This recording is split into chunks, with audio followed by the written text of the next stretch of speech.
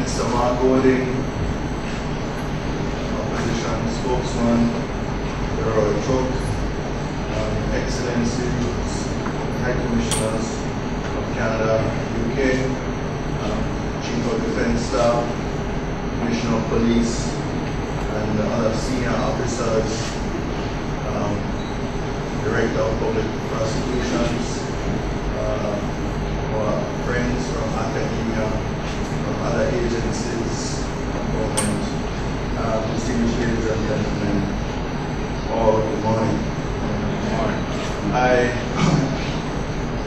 Much of what I have here prepared, of course, has been covered by so many previous speakers, so I will go very quickly. But perhaps I just want to start by thanking the steering committee that I put together early in the day. And, I'm never sure, being somewhat new to law enforcement myself, what you can disclose and what you can't disclose. But because some of those gentlemen come from intelligence agencies, etc., that may not want their identity disclosed. But they know who they are, and I want to thank all the members of the steering committee who really did the work together with CARB to translate what was a concept that we had back in February into an operational entity in just 3 short months.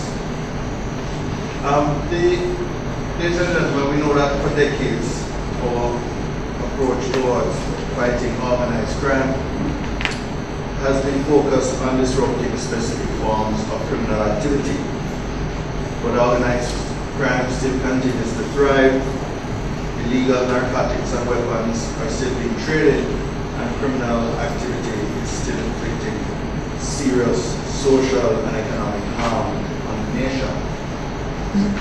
While working with Professor Clayton and putting together a national security policy earlier this year, and I know you don't want me to acknowledge that while he was the anchor for the effort, we had a phenomenal amount of input from the Army and the CDS and senior officers, DPP and her senior deputies, all the senior officers of the force, other agencies of law enforcement, the Ministry of Justice and the Ministry of Finance.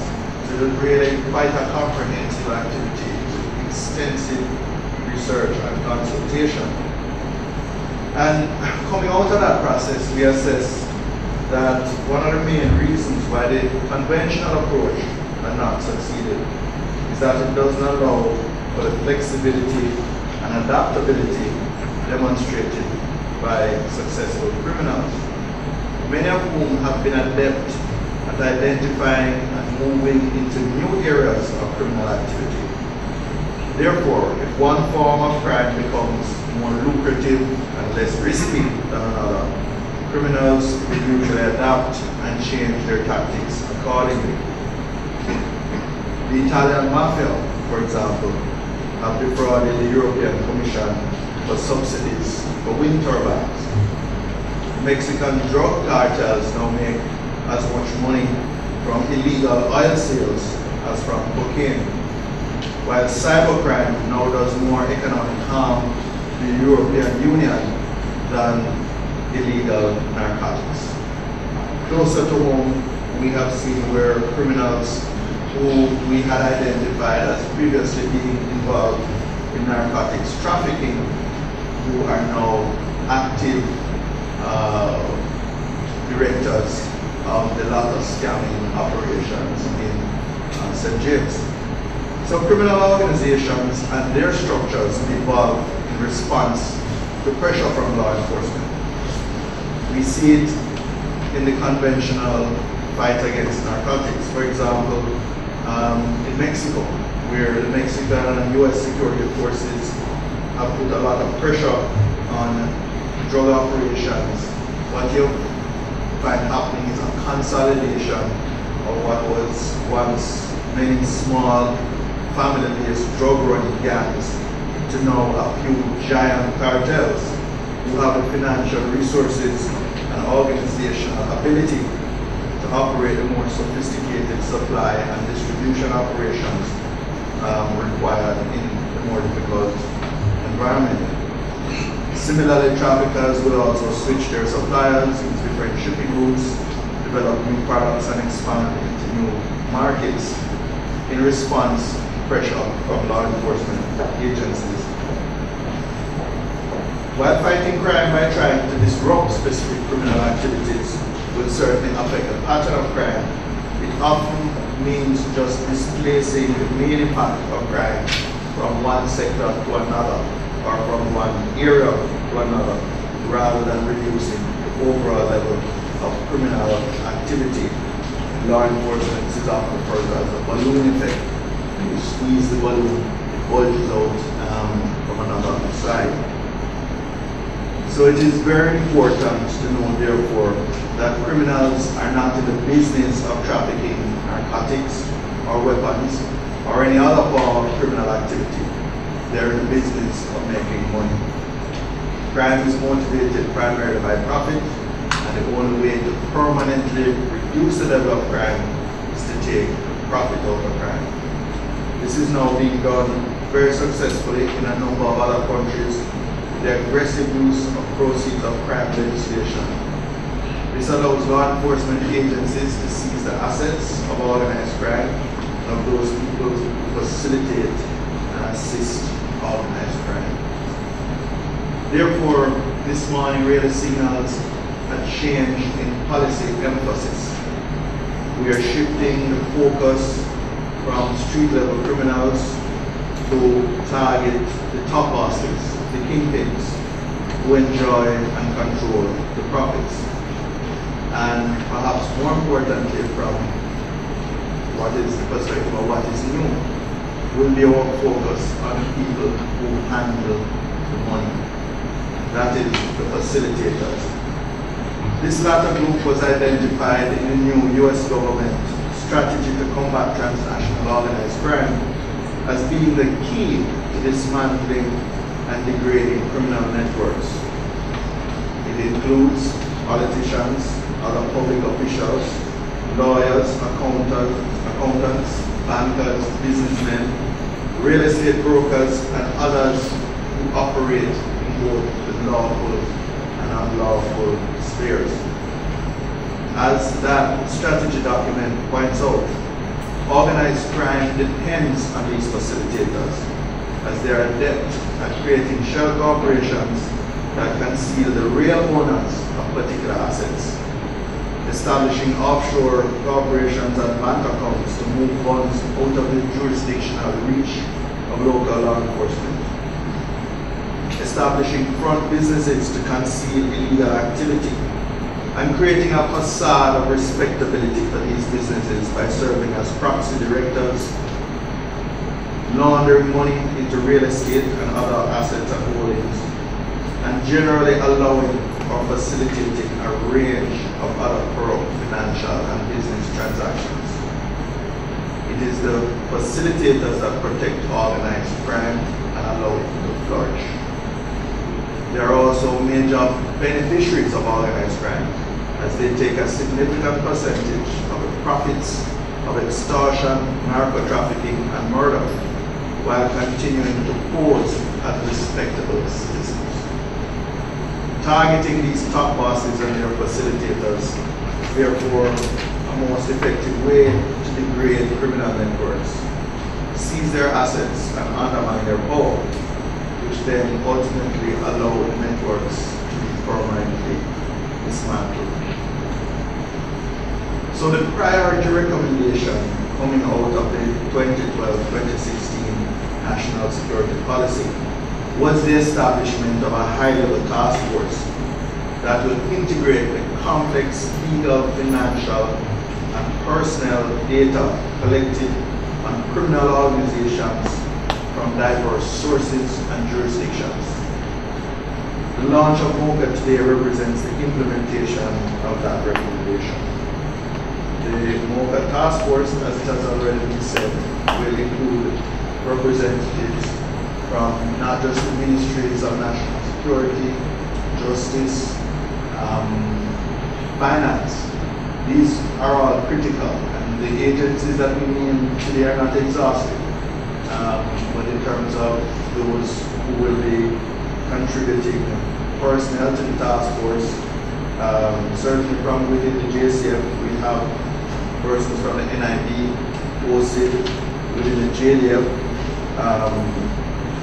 persons from the Military Intelligence Unit, within the Ministry of Finance and its agencies. We have persons from FID, from Customs, and importantly, from Tax Administration, as well as other relevant agencies. The task force will be supported by experienced prosecutors and forensic accountants. And we will also welcome the contribution of liaison officers from the relevant law enforcement agencies of our international partners. Part of what we anticipate will contribute to the effectiveness of MOCA is that it's not going to take on every case of crime or corruption that comes to its attention. It's going to be very selective. It's going to take on those cases, those what I think basically referred to as the high value targets that really have an impact or have a profound negative impact on our national security environment. And we don't want perhaps what happened, BCP Hines can tell you, in the latter days of Kingfish, where they became, in a sense, victims of their own success, where every crime that popped up in some community in Jamaica, the citizens were demanding that Kingfish come and respond to it. And of course, once you start refusing the focus and compromising what Mr. Gowdy referred to as the laser-like attention on the real high-value targets, then in an environment of limited resources, you're going to compromise the effectiveness of your primary investigations. For MOCA to be successful, we must improve on our technical capacity. It's going to be vital to strengthen that expertise, that skill base, and the capabilities needed to detect and unravel complex money laundering operations and increasingly cybercrime. Over the weekend I was having dinner at a function with a businessman who told me of an experience that he had just some recent months where a supplier that he deals with regularly over years, usual email address, he sends a message to and says, I will be making the payment or invoice number so and so this week. Look out for it. They're sending a wire transfer. He gets an email reply from the same address he always sends to and says, we're having an audit now and it will be more convenient if instead you wire funds to another bank in another jurisdiction. And he, knowing that this is a person that he has been communicating and doing business from for years, just innocently changed his instructions to the bank and said, please wire, and I think it was a substantial amount of money with a payment for good supply, probably hundreds of thousands of US dollars, please wire to this new bank account somewhere in Europe. Fortunately, this was a case where inefficiencies of the banking system came to his rescue, because he said about 2 days later, he gets another email from the same supplier saying, what has happened to the payment? Why have you not paid us on this shipment? And that was when they realized that some third party, don't know whether it's in Jamaica or overseas, had come in, intercepted their emails, clearly for some period of time, they monitored it, because they only intervened in terms of changing a wire instruction. And it's very, very difficult for them to figure out all this has happened, but it shows you how clever and how adept at using technology that the criminals are. So this is clearly one of the areas that we will have to strengthen our capacity in, as well as generally in investigating and prosecuting financial crimes and related asset forfeiture. It is also essential to improve international cooperation between law enforcement agencies, as large money laundering operations typically involve moving funds between different jurisdictions. Sometimes we have complex webs of contracts and subcontracts between brass plate companies that may be a long chain of equally bogus entities in different countries, all designed to make it difficult to trace the real owners. Emphasis must also be placed on upgrading the intelligence architecture we use in Jamaica. It is critically important that the task force and their efforts be sustained over the medium term, because it takes a long time to trace and seize the proceeds of organized crime, break the power of the major criminals, and eliminate the influence of the key actors and facilitators. The establishment of the task force is a first step to a restructuring of the intelligence architecture that removes the barriers and silos between different branches of government in Jamaica. But I should say that it is only a first step. It is amazing how insulated information in different parts of government is in, how well we keep information in one department away from other departments. And some of it is actually by policy or indeed by legislation. I have always been frustrated as a member of the Electoral Commission of Jamaica, where we have the biggest database of biometrics, over 1.6 million photographs and sets of fingerprints, and we can't use one of those in crime fighting. And that, to me, is really reflective of a different era, when crime was not the threat to national security that it is now. And that is only one example.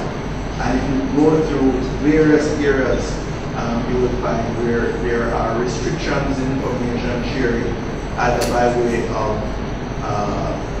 legal restrictions or policy restrictions. I think we have to re-examine that, because the trend now in successful law enforcement is that you have to come at major organized criminals from every possible direction and every perspective, as the octopus shows. And once the octopus doesn't have any eyes, is it sort of like the justice? Or perhaps it operates in such dark, murky areas that eyes would be helping as to how I feel. And the probably the final area that I think I would just touch on in terms of where us having to improve is on the judicial side. As Mr. Golding said, it's one continuum, and no matter how effective we get on the investigation side, unless the prosecution and the judiciary do their work, we're going to be frustrated.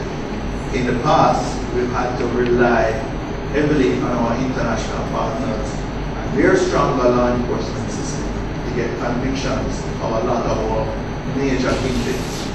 And we welcome that, and we will use that while we can, but I don't think it's acceptable. So we have to rely on our international partners for conviction of some of our major criminals whose operations are in Jamaica and whose victims oftentimes are primarily in Jamaica. One of the recommendations of the National Security Policy is to consider establishing a special Tier 1 court to hear the most serious cases of organized crime, fraud, and money laundering. Obviously, this would be a major step that the Minister of Justice would just begin or just have begun to contemplate the implications. But we also want to suggest maybe there are shorter term alternatives to that, which would be to implement a set of administrative arrangements that could be used to prioritize cases of criminals or criminal organizations that pose a major threat to public security. Final comment in the area of the laws, that we oftentimes think that we need new laws to prosecute some of these major criminals. But the truth is, we have strong laws on the books that we're not using very effectively. The reality is, notwithstanding a few important cases, we have not used the Proceeds of Crime Act effectively. It's been over 5 years, and while there have been some fair amount of detentions of assets, there have been relatively few forfeitures of assets, which is really what is important. And there's, while you can always tweak and improve aspects of it, the Minister Gowody had an expert review the legislation recently, and he described it as cutting edge of Proceeds of Crime. So clearly, we already have a very powerful piece of legislation. We just want to use it. We just need to use it. The second powerful piece of legislation we have is the Corruption Prevention Act. Again, hardly disturbed. You hear, usually when you hear the Corruption Prevention Act, these persons, the offense they're being prosecuted for is not making their returns. However, we have perhaps the first encouraging sign that the first successful prosecution of illicit enrichment under the Corruption Prevention Act in May this year, or it ended, the sentencing was in May this year, the case probably ended a couple of months before that. And so it shows that we have the important pieces of legislation. We can always tweak and improve and add to that, but we have a formidable arsenal right now, and it's just to figure out how to use it effectively. So in conclusion, ladies and gentlemen, we are today embarking on a challenging but profoundly important initiative. Some of the facilitators in particular have contacts in law enforcement, customs, and other arms of government, which provide them with good intelligence. And many of them have influence, money, political allies, and other assets. These will undoubtedly be used to attempt to undermine the work and credibility of MOCA. But I'm confident that this team being assembled, a fully vetted team that is very capable, and that they possess the will to seek out and prosecute criminals and their facilitators wherever they exist and regardless of their connections. The initiative is greatly strengthened by the commitments of support, material and otherwise, from our international partners as well as our colleague, our partner ministries and agencies. And I noticed that particularly identified the United States and UK. I wouldn't want the Canadian High Commissioner to feel left out. So I'm inviting him to quickly, as quickly as possible, step up to the plate. No, I know he's already doing a tremendous amount of work with justice. And the truth of the matter is, we have met with the High Commissioner, and he has signaled his intention to support this initiative over the medium term. We're also hoping that Jamaicans of goodwill will have information about the operations or the concealed assets of these kingpins, their facilitators, or corrupt public officials, will pass on this information to MOCA, and they can be assured of its confidentiality. There are a number of mechanisms being put in place to even allow for this information to be passed on anonymously. Thank you.